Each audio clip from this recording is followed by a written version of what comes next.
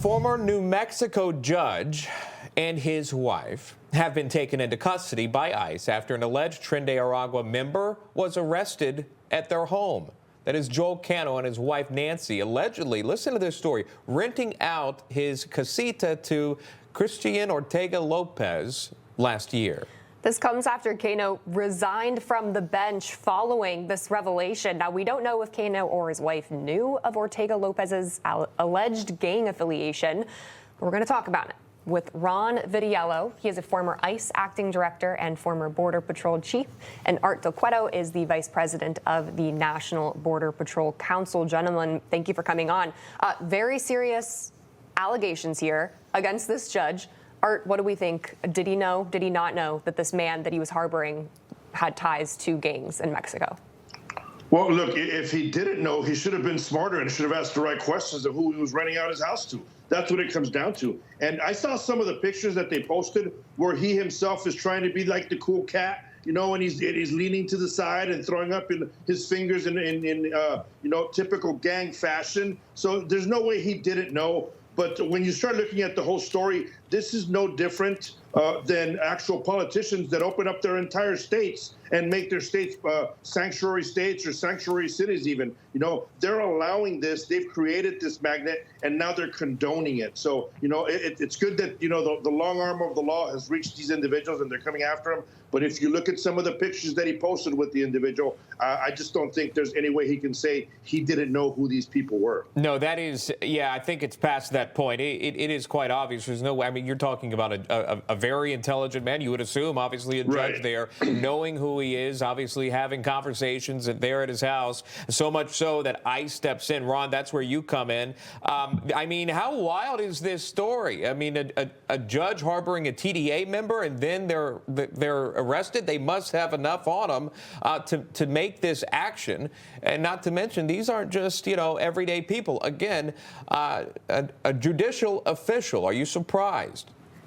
Yeah, it's concerning, and hats off to the law enforcement community that uncovered this and the individual prosecutors that are going after this case.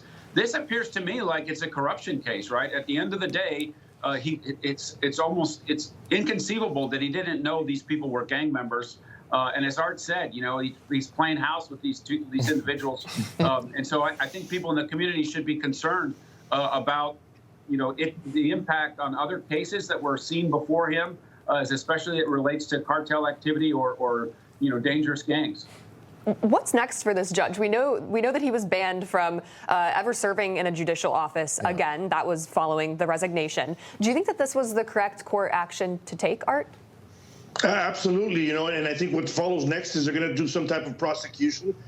You can't allow this to continue to happen, you know, and like I've seen before, even with law enforcement, you know, you see law enforcement, they're judged differently because, you know, they're aware of the circumstances and they're aware of what's going on. I think the judge will face stricter consequences because he is a judge and because he knew exactly what was going on. I mean, here's an individual that has judged other people. The word says it all. So I think he's going to be judged even more strict than other individuals would, and he should.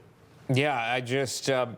hypocrisy comes to mind. You're someone who enforces laws, yet you're breaking laws. You see his mugshot right there. It's unreal. At the Joel Cano, Ron, you would assume that this judge knew better.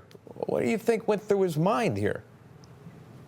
Yeah, there must be some kind of, you know, mental problem or some incentive, right? These gangs have unlimited resources, you know, to influence and corrupt officials in Mexico, you know, to force people into human trafficking.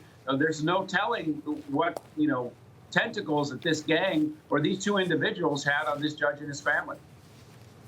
All right, we got to leave it right there. Ron Vidiello, we appreciate it. Art Del Cueto, thank you so much. Enjoy the weekend. We appreciate you taking the time for the viewers today. Thank you. Good seeing you, Ron. Information. Truth is freedom. Is Newsmax. It's real news for real people.